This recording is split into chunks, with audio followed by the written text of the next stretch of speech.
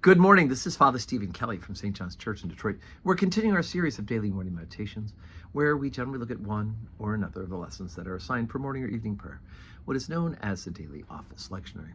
Today for Saturday, let's take a look, once again, working our way through John's resurrection appearances. Yesterday we heard about Peter and John and some of the other disciples went out fishing. Jesus from the land says, hey, throw the nets out on the other side if you haven't caught anything. They catch 153 fish, representing each nation of the known world at that time.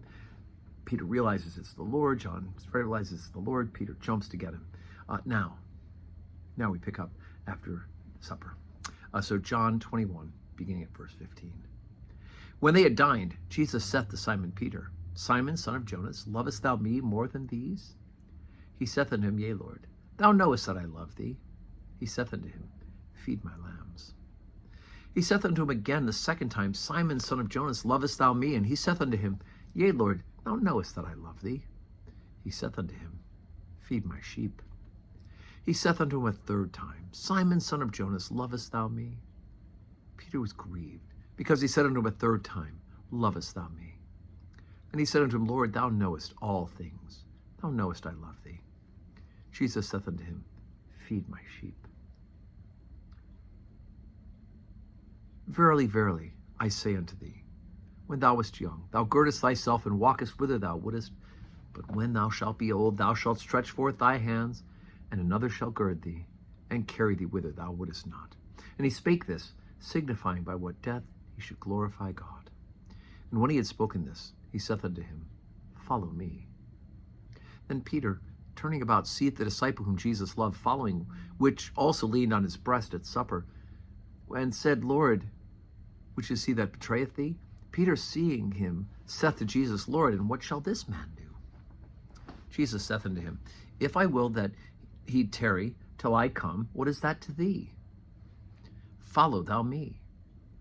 Then went this saying abroad among the brethren, that the disciple should not die. Yet Jesus said not unto him, He shall not die, but if I will that he tarry till I come, what is that to thee?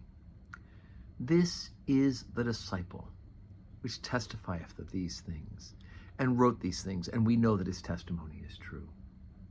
And there are many other things which Jesus did, the which, if they should be written every one, I suppose that even the world itself could not contain the books that should be written.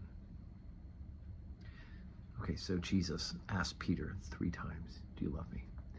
And gee whiz, just a couple of days before, a week or so before, what did Peter do 3 times? He denied knowing Jesus. Remember, Jesus predicted at the Last Supper, before the cock crow, you'll deny me 3 times. Peter, oh no, of course not, I'll do that. And of course he does exactly that. Now, Jesus has a way for him to make reparations, right? Jesus has forgiven him, but he wants Peter to 3 times undo that denial by saying he loves him. And the response, of course, is mission. Feed my sheep. And it is interesting, it gives us prediction of death for Peter, that he too will be crucified. And it's kind of in the news now because that crucifixion took place on one of the hills in Rome called the Vatican Hill.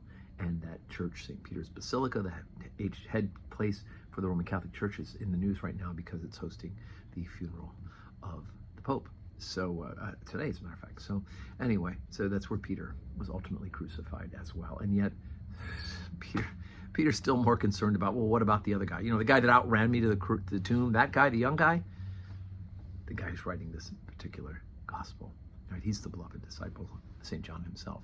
St. John of our church, our patron.